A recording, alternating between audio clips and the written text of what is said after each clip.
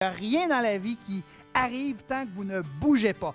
Je veux vous parler de l'importance de l'action, de sortir de votre zone de confort. Toutes les belles idées qu'on a vues jusqu'à présent, ça fonctionne à une seule condition, que vous les mettiez en action.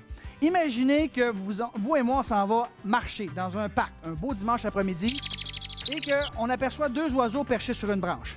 Il y a un des deux oiseaux qui décide de partir à voler. Il en reste combien sur la branche? Il en reste deux. Pourquoi? Parce qu'il a juste décidé de partir. Combien de personnes assistent à des conférences comme vous faites aujourd'hui, qui sortent de là motivés, stimulés, avec plein dans leur tête, qui décident de faire des choses, mais qui arrivent chez eux et qui font absolument rien, puis que leurs idées restent perchées sur une branche.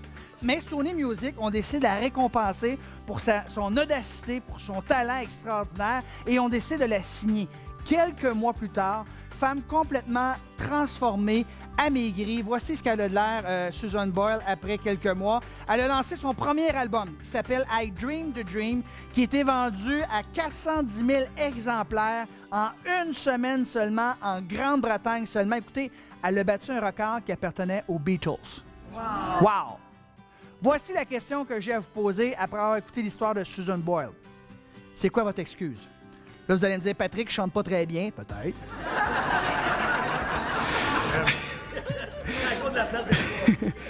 C'est quoi votre excuse pour ne pas sortir de votre zone de confort? Vous avez rappelé la question que je vous ai posée au début de la conférence? C'est quand la dernière fois vous avez fait quelque chose pour la première fois? Tant aussi longtemps que vous faites toujours ce que vous faites, vous allez toujours obtenir les mêmes résultats. Pour réussir, vous devez absolument sortir de votre zone de confort et faire des choses que vous n'avez jamais faites. Pourquoi les gens n'ont pas davantage de succès? Je vais faire deux exercices et vous allez comprendre pourquoi les gens n'ont pas davantage de succès. Voulez-vous jouer avec moi? Premier exercice, enlevez la montre que vous avez au poignet et mettez-le à l'autre poignet. Allez, tout le monde, la montre, le bracelet ou la bague. Vous avez un bracelet, une bague, une montre, un poignet. Vous la changez tout simplement de côté. Et là, il y en a qui vont avoir beaucoup de difficultés. Faites-vous aider. Vous avez le doigt à votre bague ce soir, là. C'est correct. Ce soir, c'est correct. Et là, dites-moi comment vous vous sentez. Différent, bizarre. OK, maintenant, voici le deuxième exercice. Croisez-vous les bras sur la poitrine, comme vous le feriez normalement. Observez lequel des deux est sur le dessus. Selon les psychologues, tous ceux et celles qui ont le bras gauche par-dessus, apparemment, ça veut dire que vous êtes très bon dans la chambre à coucher. Pas le droit de changer. Je vous ai vu, pas le droit de changer. Maintenant, selon les psychologues, tous ceux et celles qui ont le bras droit par-dessus, apparemment, ça veut dire que vous êtes une personne très intelligente qui ferait beaucoup d'argent dans le futur. C'est bon, ça, hein? En passant, c'est une joke, c'est pas vrai, OK? Sentez-vous.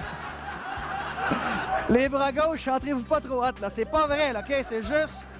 C'est juste pour votre entertainment, votre divertissement. Voici l'exercice, OK? On se croise les bras comme on le fait normalement, le vrai exercice. Et là, vous allez croiser les bras en mettant l'autre par-dessus. 1, 2, 3, go. Allez-y, mettez l'autre par-dessus. Il y en a qui ne sont pas capables, hein? Comment vous sentez-vous? Est-ce qu'on pourrait dire inconfortable? Bingo! Vous venez de comprendre pourquoi les gens n'ont pas davantage de succès à travers les deux exercices qu'on vient de faire.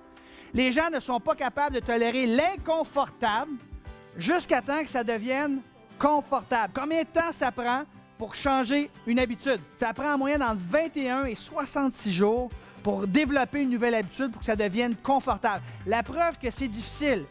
La moitié d'entre vous qui avez changé leur main de poignet leur ont déjà remis le montre dans l'autre poignet. Vrai ou vrai? Parce que vous vous sentiez inconfortable, on s'entend, c'est pas un gros inconfort.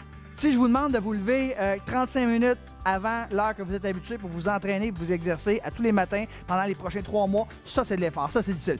Avoir sa montre dans l'autre poignet comme ça, c'est pas un gros inconfort. Mais les gens qui ont du succès savent ce qu'ils doivent faire. Non seulement ils ont recherché des solutions pour trouver ce qu'ils doivent faire, mais ils le font, c'est inconfortable, puis ils persistent malgré l'inconfort jusqu'à temps que ça devienne confortable. Il n'y a rien dans la vie qui arrive tant que vous ne bougez pas.